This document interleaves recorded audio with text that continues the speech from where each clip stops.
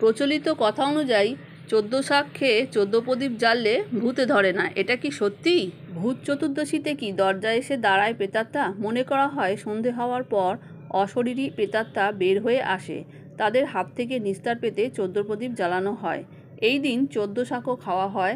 কিন্তু এই 14 শাক খাওয়ার একটাই কারণ হলো এই সময় সিজন চেঞ্জ হয়। এই ঋতু পরিবর্তনের সময় যাতে অনেক রকম রোগ থেকে রক্ষা পাওয়া যায়, তাই কিন্তু 14 শাক খাওয়া হয়। আসলে ভূত বলতে এখানে বোঝানো হয়েছে পঞ্চভূতকে। হিন্দু ধর্ম অনুসারে মহাজাগতিক সৃষ্টির ভিত্তি হলো পঞ্চভূত। মানব দেহ 5টি উপাদান জল, মাটি, আগুন, বাতাস, আকাশ নিয়ে তৈরি। তাই মানব দেহের মৃত্যুর পর পঞ্চভূতে শরীর বিলীন হয়ে যায়। এই পঞ্চভূত চতুর্দশীর সঙ্গে জড়িত এই পঞ্চভূতের ভাবনা। চতুর্দশ সংখ্যাটির মধ্যে লুকিয়ে আছে রহস্য।